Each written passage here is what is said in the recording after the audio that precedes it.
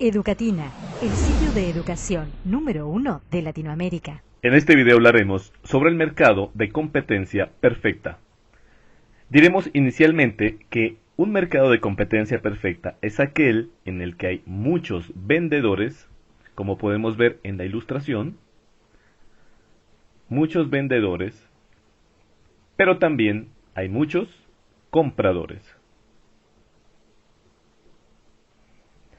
Ahora, en estos negocios, producir una porción o ración de pizza cuesta $1, pero el precio de venta al público es de $1.50. Ahora otro dato. Las personas de esta ciudad, que son 2.000 individuos, vamos a suponer que son 2.000, están dispuestas a pagar por una porción de pizza $1.50. A ellos les llamaremos agentes precio aceptantes, puesto que determinan que el precio de la porción de la pizza es racional. O en otras palabras, que este precio es módico y que está al alcance de sus bolsillos.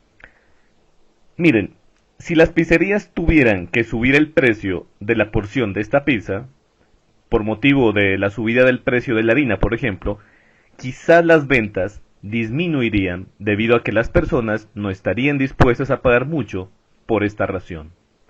Una eventualidad que no podría acontecer es que la vendieran por debajo del precio de producción, puesto que no alcanzarían a recuperar lo invertido y el negocio no se podría mantener. Si nos fijamos bien, tanto los vendedores como los compradores están satisfechos en los siguientes sentidos. Por una parte, los compradores están adquiriendo exactamente la cantidad de pizza que les satisface. Es decir, en nuestro supuesto, las 2.000 personas se comen una ración de pizza.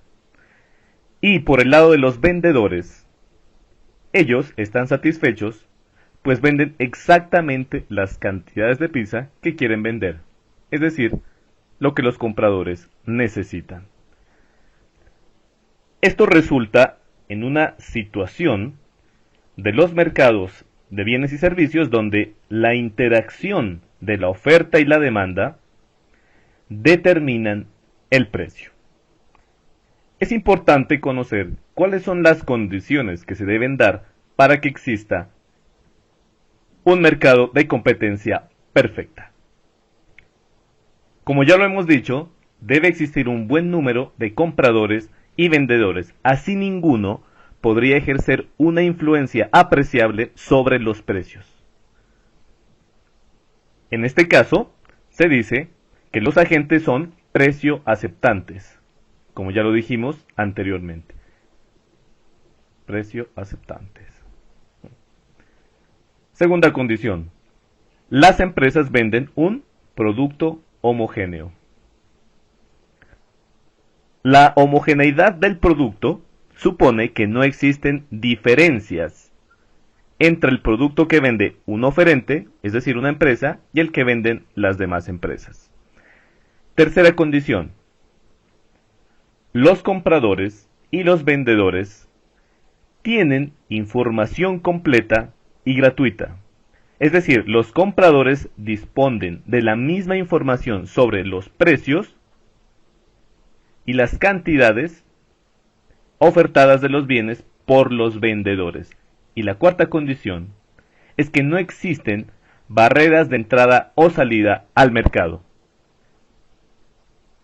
En nuestro ejemplo, si una empresa está produciendo pizza y no obtiene beneficios, abandonará esta actividad y comenzará a producir otros bienes que generen beneficios, y también al contrario. Cualquier empresa podría acceder al mercado atraída. Hoy hablaremos sobre el mercado de competencia imperfecta. Bien, vamos a imaginar nuevamente una ciudad que tiene 2.000 habitantes. Todos estos habitantes requieren del servicio telefónico, pero en esta ciudad exclusivamente hay una compañía que presta el servicio. Esta compañía tiene la capacidad de manejar a su antojo la tarifa del servicio.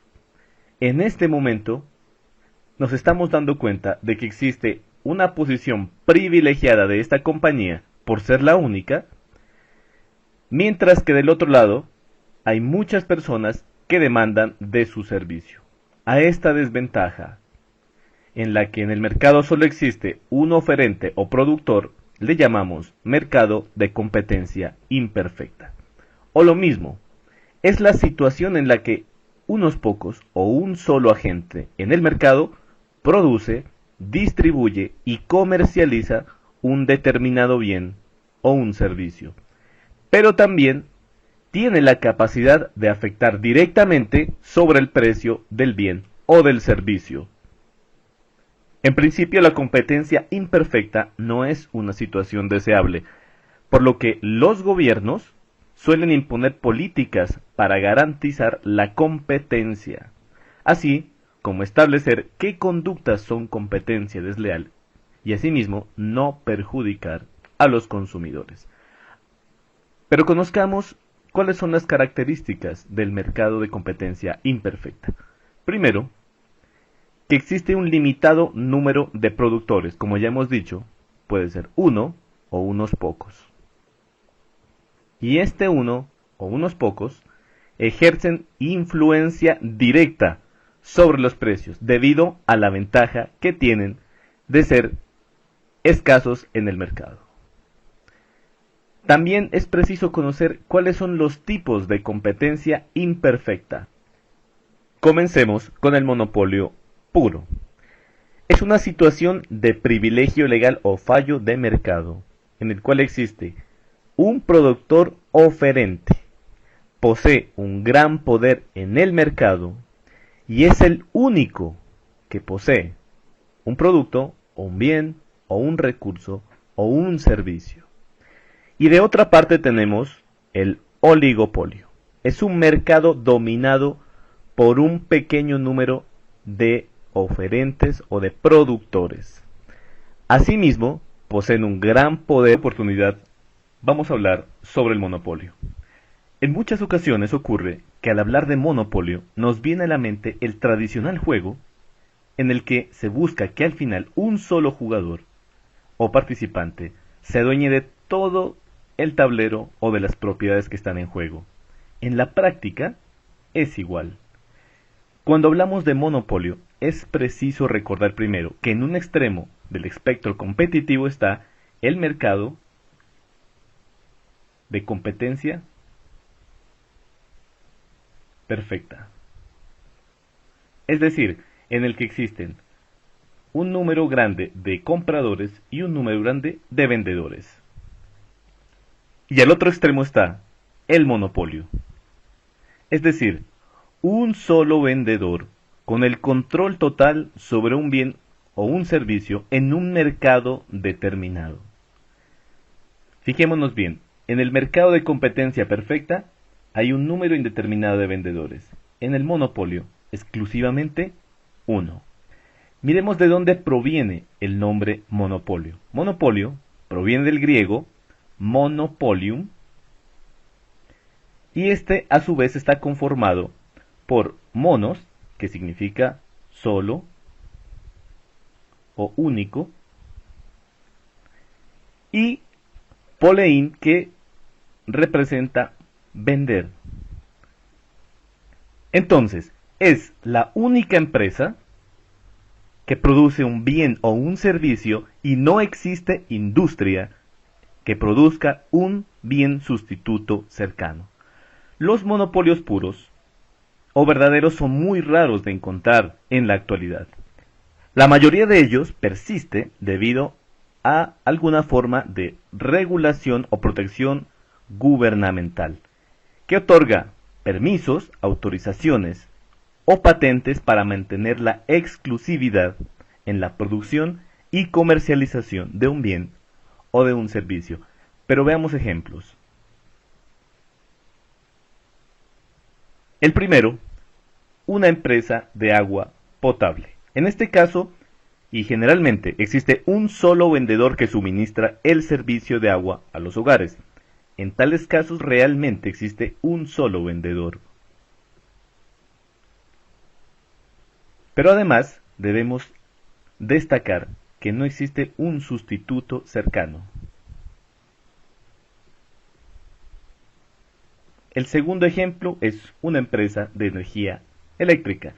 Si los residentes de una ciudad o de una provincia no compran la electricidad a la compañía que la suministra, sencillamente se quedan sin energía. Sin embargo, hay países con avances tecnológicos de punta en donde se pueden conseguir paneles solares de gran capacidad y volver a un hogar autosuficiente, pero son casos aislados.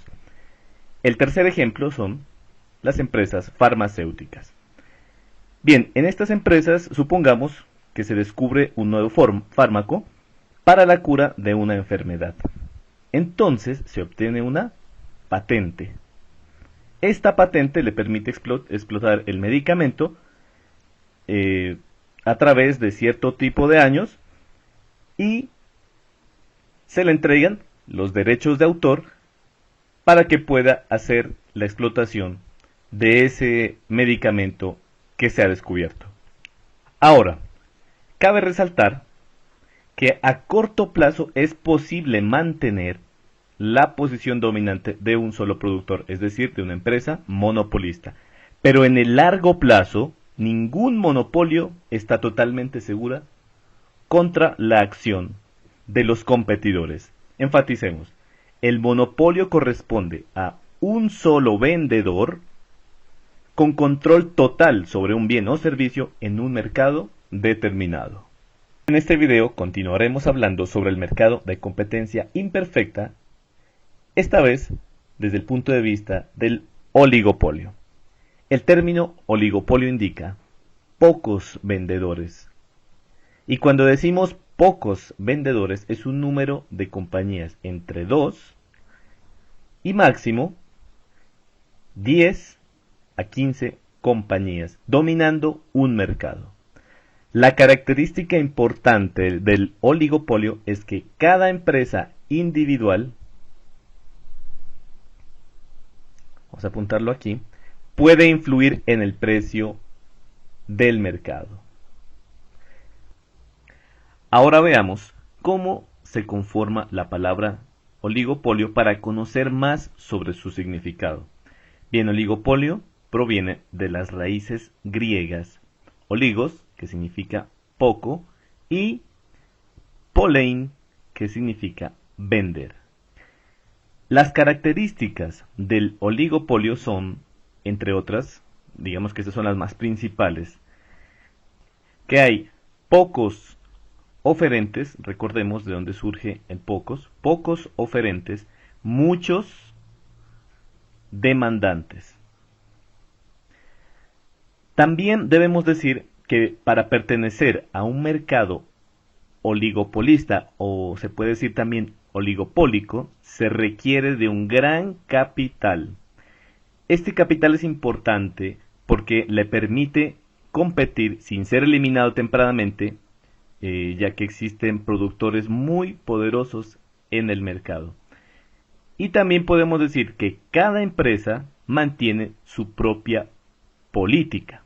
Esto significa que las empresas son libres de actuar frente al mercado como le convenga. Un ejemplo muy clásico de oligopolio es el de dos marcas muy conocidas de gaseosa. Fijémonos bien, aunque existen otras marcas en el mercado, ninguna tiene la suficiente capacidad para competir contra estas. Y ninguna de ellas, cuando varían el precio, pueden alterar el precio de estas dos marcas. Pero conozcamos asimismo otros ejemplos de oligopolios.